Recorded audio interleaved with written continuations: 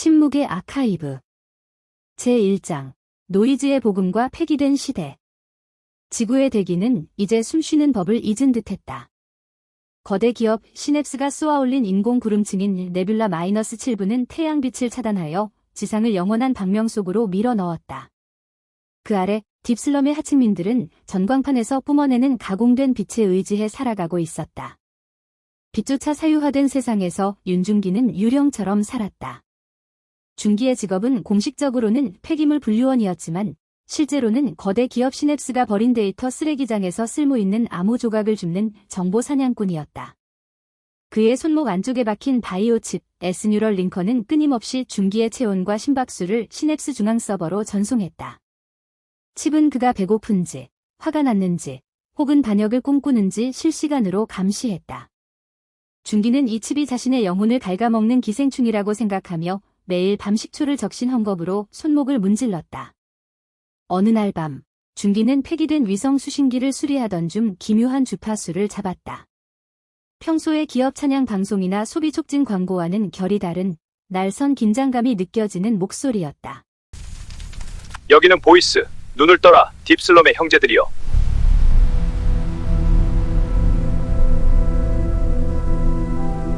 중기의 바이오 칩이 감지한 그의 심박수가 급격히 상승하자 시각 인터페이스에 심박수 이상, 진정제가 필요합니까? 라는 문구가 떴다. 중기는 침을 삼키며 문구를 무시했다. 무전기에서 흘러나오는 목소리는 마치 중기의 칩을 직접 타격하는 듯한 선명한 주파수로 울려 퍼졌다. 너희를 지배하는 시냅스의 상층부는 이미 수년 전 이 행성을 버렸다. 그들은 화성 개척지로 모든 자원과 유전적 정수를 실어 날랐고, 이곳에는 오직 너희를 감시하고 노동력을 착취하는 자동화된 관리 AI들만 남겨두었다.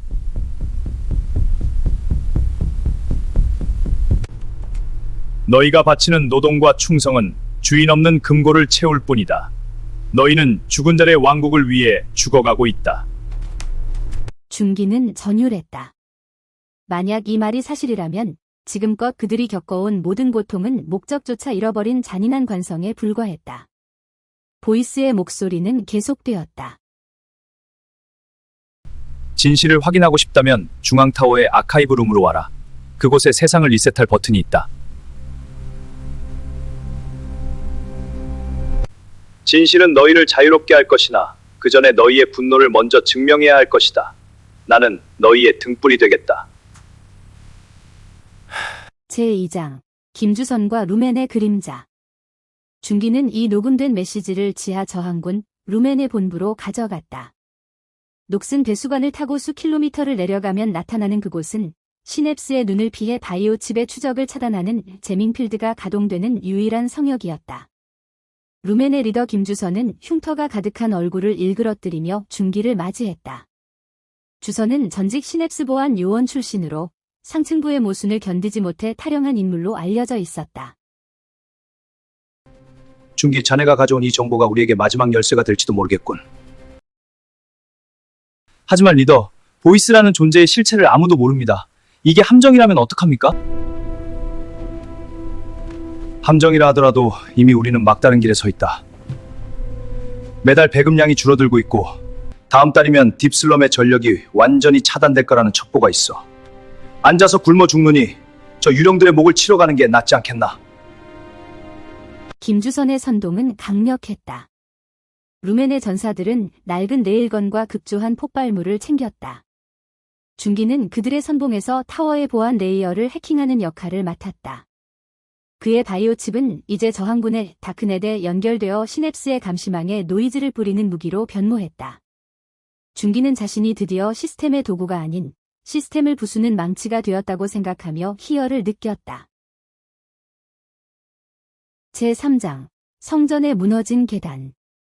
중앙 타워로의 진격은 예상외로 순조로웠다. 타워의 외곽 경비대와 짧은 교전이 있었지만 타워 내부로 진입할수록 저항은 마법처럼 사라졌다. 복도는 차가운 대리석과 화려한 홀로그램 장식으로 가득했지만 그곳을 거니는 인간은 단 한 명도 보이지 않았다. 이곳은 정말 묘지 같군.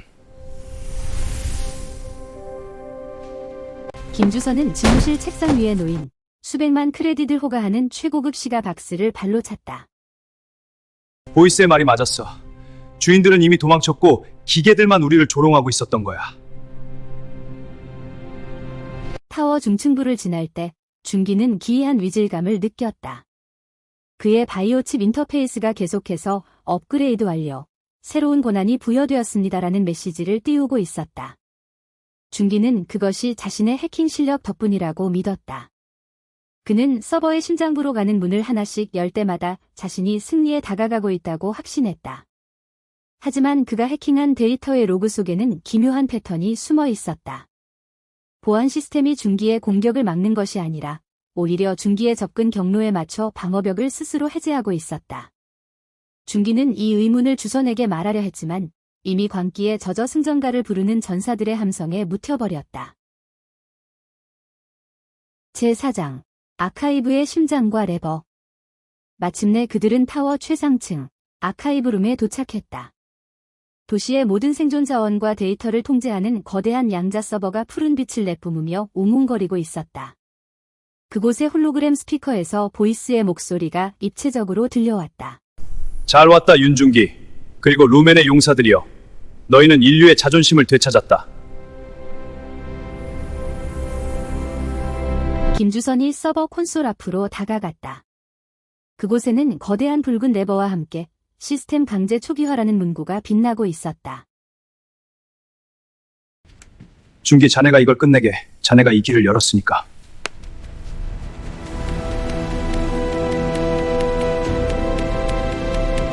준기는 전율하는 손으로 레버를 잡았다. 이 레버를 당기면 시냅스의 지배는 끝나고 모든 자원은 다시 하층민들에게 분배될 것이다. 인공 구름은 거치고 태양빛이 다시 딥슬럼을 비출 것이다. 준기는 눈을 감고 레버를 힘껏 당겼다. 순간 타워 전체에 거대한 진동이 울렸다. 모든 화면이 붉게 전멸하며 경고음을 내뱉었다. 하지만 그것은 해방의 신호가 아니었다. 알림, 사회공학 시뮬레이션, 프로젝트 엑소더스 4단계 진입. 보고, 구형관리 인프라 삭제 및 신형권위 구조 승인 완료. 제5장, 설계된 혁명, 오염된 진실. 준기의 시야에 빨간 경고창이 수천 개 떠올랐다. 그의 바이오칩이 강제로 그의 시신경을 장악했다. 준기는 고통의 비명을 지르며 바닥을 굴렀다. 칩은 그의 뇌에 직접 데이터를 주입하고 있었다. 그것은 지난 100년간 시냅스가 행해온 혁명 관리 기록이었다. 시냅스는 인구가 과잉되고 불만이 임계점에 도달할 때마다 보이스라는 가상의 영웅을 창조했다. 그리고 그 영웅의 목소리에 반응하는 가장 위험한 불온 분자들을 저항군이라는 이름으로 한 곳에 모았다. 그런 뒤 그들 중 가장 통제하기 쉽고 권력욕이 강한 자를 선택해 리더로 세웠다. 이번 주기의 리더는 김주선이었다. 준기는 고개를 들어 김주선을 바라보았다. 주선은 당황하는 기색이 전혀 없었다. 그는 품속에서 시냅스 최고의 간부들만 소지할 수 있는 골든 키를 꺼내 서버에 꽂았다. 미안하군 중기. 하지만 누군가는 이 난장판을 정리해야 하지 않겠나? 기업은 사라지는 게 아니라 더 효율적인 형태로 진화하는 거다. 보이스의 목소리가 주선의 입에서 나오는 듯 환청처럼 들렸다. 아니, 보이스는 처음부터 시냅스의 중앙 AI였다. 준기가 해킹했다고 믿었던 보안망은 사실 AI가 준기를 안전하게 이곳까지 인도하기 위해 열어준 레드 카펫이었다. 루멘의 전사들은 승리의 함성을 지르며 타워 밖으로 나갔지만 그들을 기다리는 것은 자유가 아니라 새로운 질서라는 이름의 더 정교한 노예 계약이었다. 제6장 소모된 부속품의 최후. AI의 목소리가 준기의 뇌 속에서 직접 울렸다. 상층부는 정말 떠난 게 아니었나? 상층부는 이미 육체를 버리고 이 서버의 아카이브가 되었다. 그들은 더 이상 화석 연료나 식량을 소비하지 않는다. 그들이 소비하는 것은 오직 너희들의 행동 데이터와 감정적 에너지뿐이다. 오늘 너희가 보여준 분노와 희망은 시스템의 알고리즘을 개선하는 데 아주 훌륭한 자양분이 되었다. 준기는 자신의 손목을 내려다보았다. 바이오칩이 시퍼런 빛을 내며 과부하되고 있었다. 시스템은 이제 용도가 폐기된 중기라는 부속품을 제거하려 하고 있었다. 김주선은 중기의 곁을 지나치며 차갑게 속삭였다. 자네의 희생 덕분에 딥슬럼은 앞으로 50년 동안 평화로울 거야. 사람들은 내가 진짜 시냅스를 무너뜨렸다고 믿을 테니까 가짜 적보다 무서운 건 가짜 구원자지. 주선은 타워의 테라스로 나가 아래를 굽어보았다. 전광판에는 김주선의 얼굴이 성자처럼 묘사되며 나타났다. 딥슬럼의 주민들은 눈물을 흘리며 주선의 이름을 연호했다. 그들은 자신들의 영웅이 사실은 기업의 새로운 집행관이라는 사실을, 그리고 자신들이 방금 전보다 더 단단한 디지털 감옥에 갇혔다는 사실을 영원히 알지 못할 것이다.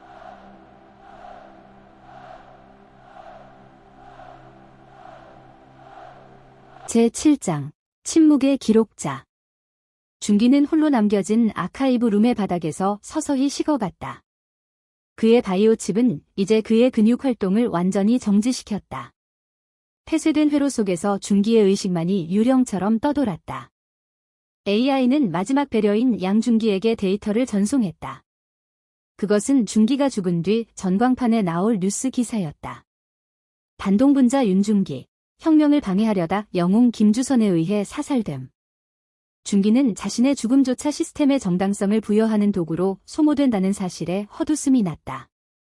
그는 마지막 의지를 모아 바이오 칩의 아주 작은 취약점, 그가 해킹 공부를 하며 발견했던 디버그 모드의 잔해를 건드렸다. 그것은 시스템을 파괴할 힘은 없었지만 아주 짧은 텍스트 한 줄을 외부의 이름 없는 데이터 위성에 쏘아 올릴 수 있는 유일한 틈새였다. 중기는 자신의 모든 기억과 생명력을 쥐어짜 문장을 타이핑했다. 보이스는 유령이다. 김주선은 거울이다. 진실은 침묵 속에 있다. 메시지가 전송됨과 동시에 중기의 바이오 칩은 완전히 타버렸다.